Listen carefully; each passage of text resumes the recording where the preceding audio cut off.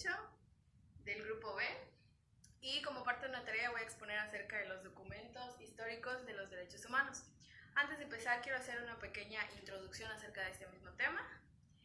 La primera vez que se habla de los derechos humanos es cuando se considera que el ser humano tiene una serie de derechos subjetivos. Esto es, que se dieron cuenta de que el hombre ya cumplía de manera natural con ciertas leyes y normas, y es así como surge por primera vez el concepto de los derechos humanos.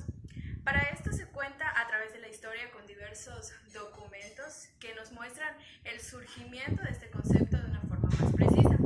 En total voy a exponer 13 documentos, de los cuales solo voy a mencionar lo más esencial o lo más importante. Y voy a empezar con uno de los más importantes, que se da en el año 539 a.C., que es el cilindro de Ciro. El personaje principal de ese documento, pues es, como bien lo menciona su nombre, es Ciro el Grande, que es la primera persona que cambia la manera que se vivía antiguamente. ¿Cómo hace esto? Declara que los esclavos son libres, que toda persona puede pertenecer a la religión que más le pareciere, y entre otras declaraciones, estas ya mencionadas, las más importantes. Todo lo que Ciro declaró se plasmó en una lápida de barro a la cual se le puso por nombre el cilindro de Ciro. Actualmente este documento está traducido en los 6 idiomas oficiales de las Naciones Unidas. Pasando al segundo documento, que se da en 1215, que es la Carta Magna. ¿Esta cómo se da? Se da cuando el rey Juan I viola ciertas leyes y tradiciones que regían a Inglaterra. Con esto sus súbditos le obligan a firmar lo que es la Carta Magna. En esta Carta Magna estaba plasmado lo que es el derecho a la iglesia, el derecho a poder poseer y heredar tierras, y el derecho a tener una protección en contra, a favor más bien, de lo que es impuestos excesivos. Además de otros, la Carta Magna viene a ser el documento más importante en la lucha para establecer la libertad. El tercer documento se da en lo que es la fecha 1628 y es la Petición de Derecho. La Petición de Derecho se da cuando surgen conflictos entre el Parlamento y el rey Carlos, debido a la Guerra de los 30 años, ya que el Parlamento se negó a dar la ayuda para dicha guerra. Con esta negación, lo que hace el rey Carlos es recaudar impuestos sin la aprobación del Parlamento.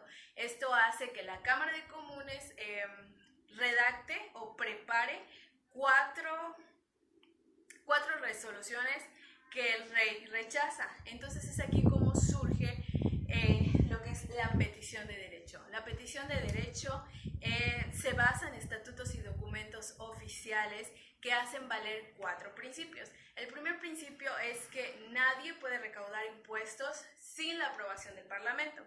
El segundo principio es que ningún súbdito puede ser encarcelado sin causa probada. El tercer principio es que ningún soldado puede ser acuartelado junto con los ciudadanos, y el cuarto principio es que no se puede establecer la ley marcial en tiempos de paz.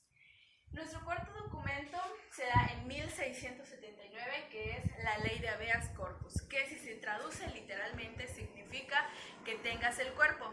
Esta ley lo que hacía era facultar a los jueces para la legalidad de la orden de aprehensión ya ejecutadas, es decir, que garantizaba las libertades en contra de riesgos de detenciones arbitrarias. Y haciendo un paréntesis para explicar esto de las detenciones arbitrarias, es decir, se da en casos cuando hay detenciones en las cuales no se tiene la evidencia de dicho delito o cuando no se lleva a cabo el debido proceso para la detención.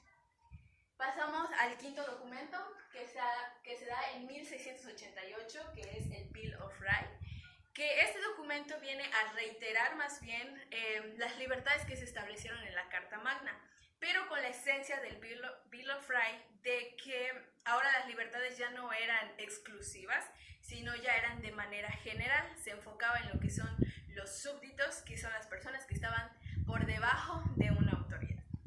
Nuestros siguientes documentos se da en 1776, que es la Declaración de Derechos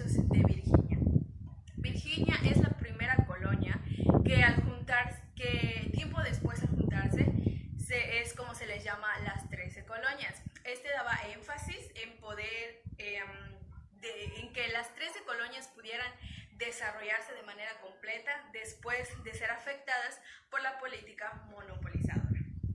Pasamos al siguiente documento, que se da también en el año 1776 y que es la Declaración de Independencia de Estados Unidos. Este documento se enfocaba o hacía énfasis en dos temas. El primer tema es los derechos individuales y el segundo es el derecho de revolución.